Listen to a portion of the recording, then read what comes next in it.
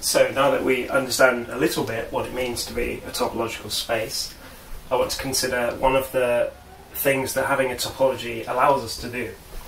So giving a set a topology is the minimal amount of structure which we need to provide the set with in order to talk about continuity of maps.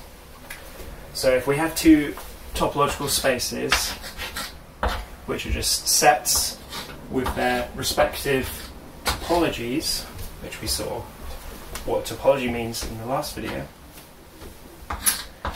So two topological spaces with different topologies. We can now consider a map between, now careful, not between the topologies but between just the raw sets themselves. And now we want to ask, is this map continuous? Or rather, we should say, continuous with respect to the choice of topologies on either set. So I'll just first state the definition of continuity and then we can go through a simple example. So a map is said to be continuous if for all sets, which I'm going to call V in the target space topology. So remember our map's going from M into N. We could write our topological space like this, just so we remember we're dealing with a topological space. So for any set which is in the target topology, so in N, the map is continuous if the so-called pre-image, which I'll define in a second, the pre-image with respect to the map of the open set in the topology which we're considering, the pre-image has to be open in the domain topology, the set that we're mapping from. Okay, so that doesn't make any sense unless we know what we mean by pre-image. So I'll just quickly define. The pre-image of a map is defined as the set of all points which come from the domain. So remember our map is going from M into N, we're considering the map F. The pre-image is all of those points in the domain which map to the target set.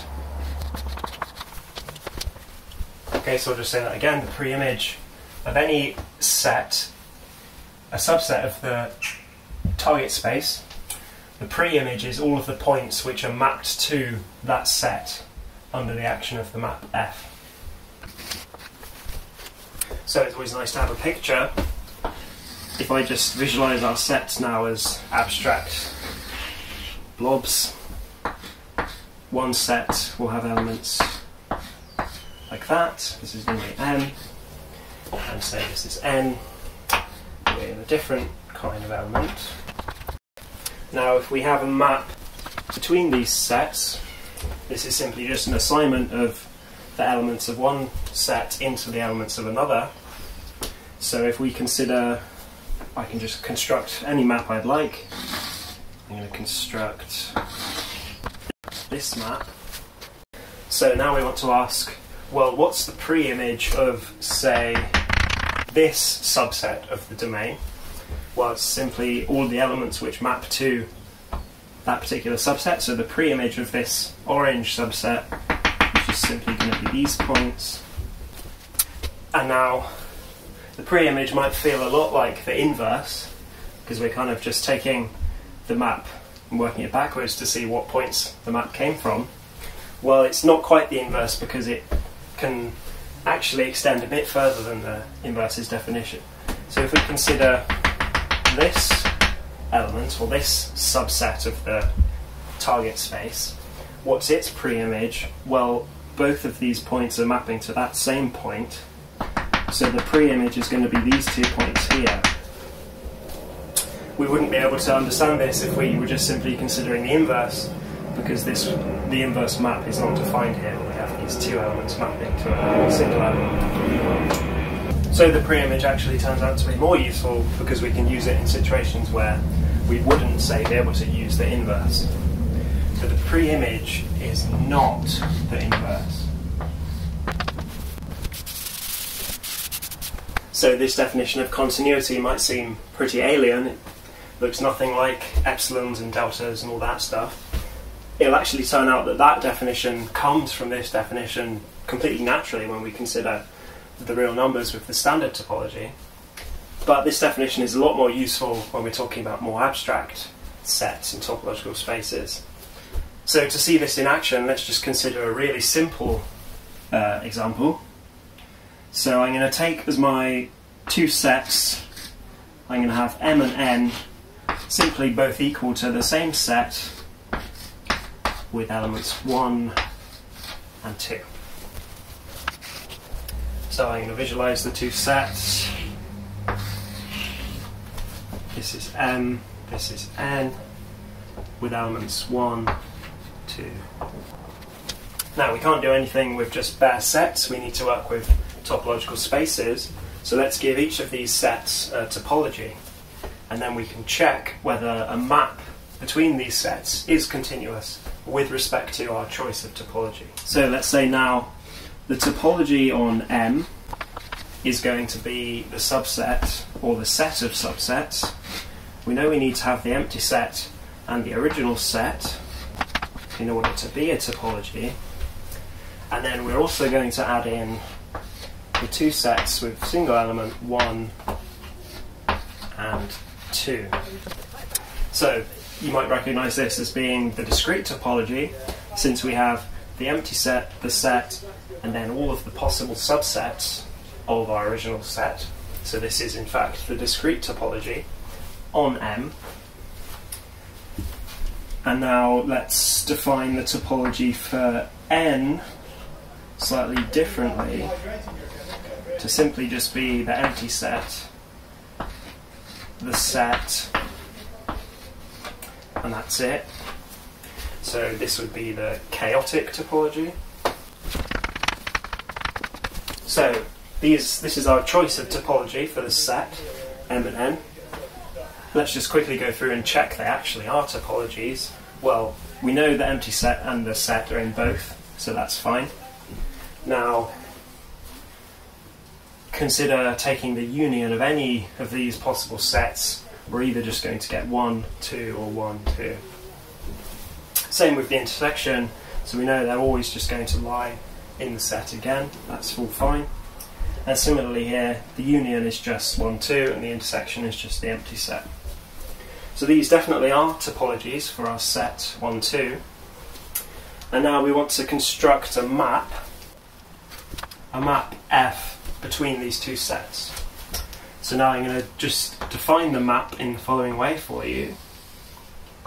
The element 1 in M gets mapped to 2 in N, and then likewise that. If you like, we could just write the map F from M into N, and then simply just define the map by saying F acting on 1 is 2, F acting on 2 is 1, with the understanding that this 1 comes from M, this 2 is in N. Okay, so this would be how we've defined the map. This is a perfectly valid map we could construct. Even if we didn't have a topology, we could just consider this map. But now if we give our sets the topology, we can ask, is this map continuous with respect to our choice of topology? So let's check that now. So what do we need to do? Well, we need to check for every open set, or every set in the target topology, the corresponding pre-image is in the domain topology. So all we have in the target set topology is the empty set and the set, so this makes life simpler for us. I'll just consider the empty set first. Well, the pre-image of the empty set is simply the empty set. because we're not including anything about the empty set in our definition. It's just implicit that the function acting on the empty set is going to map to the empty set. And since the empty set is in both topologies, everything's okay.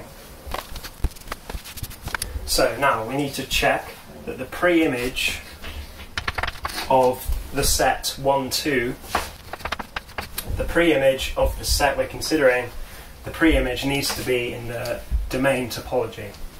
So this should be in the topology for M. That's what we're checking. So is it?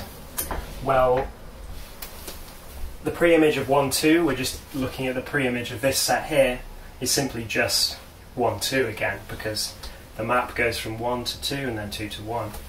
The pre-image of effectively the whole set is just the domain. So the pre-image is... So we need to check that the set 1, 2, the set in the target topology, its pre-image has to be in the domain topology. So we're checking all of the points, the definition of the pre-image that map to the set we're considering. It's simply just the domain because we have a really simple map. So the pre-image is just the set 1, 2, and now, yes, it's in the domain topology. So the map's continuous. Okay, well that was pretty simple. What about now if we consider simply doing the map the other way around, the inverse map if you like. So we could write F inverse, which is a map from N to M now. So from here to here, we can just simply write down how it's defined. 1 goes to 2, so the inverse of 1 is 2, and the inverse of 2 is just 1. And now this is in N, this is in M, etc. It's just the inverse of the map we had before. But now you'll just realise, oh well, it's the same map because the domain and the target are the same. The map goes in each direction, it's the same. So if we would expect naively, when we check if this map, which is just the same map, is it continuous in the other direction? Well, let's just quickly go through and check. What we need to do is check that for every set in now the target topology, which is the target set is M, so we need to check for each of these sets is its pre-image in the domain topology. So I'll just do one and you can immediately see where the trouble comes from. Let's take the set 1 and ask what is the pre-image. So what's the pre-image with respect to a map F of the set 1? So we're looking now, this is our target set, this is our domain, so we're checking the pre-image of this 1 here, which is 2. So the pre-image is the set 2, and now we see where the trouble comes from. The set with just the single element 2 is not in the domain topology. Is not in the domain topology. Hence, the map cannot be continuous. So this is a very surprising result. We started with the map F from one set into essentially the same set. We saw that that was perfectly fine and continuous, but when we check the map its inverse, which is actually just the same map, we find that it's not continuous. Well, this wouldn't seem to make any sense at all until we realise that continuity depends on our choice of topology. So when we're mapping in this direction, we're going to a set which has more elaborate topology, whereas in the other direction we're only mapping to the chaotic topology. So our map is not continuous with respect to our choice of topology in one direction, but it is in the other direction. So now we see what topology does for us is it allows us to define this notion of continuity and check for two topological spaces, is a map between those spaces continuous? So to summarise then, if we have two topological spaces which have potentially different topologies, and we construct a map between these two topological spaces, the map is said to be continuous if the pre-image of any open set in the target topology is also open or just in the domain topology. Where we said the pre-image is just simply the set of all the points that map to the subset we're checking. And we saw that in this really simple example, giving the two spaces different topologies can lead to being continuous in one direction but not in the other. So continuity is heavily dependent on the choice of topology for our topological space.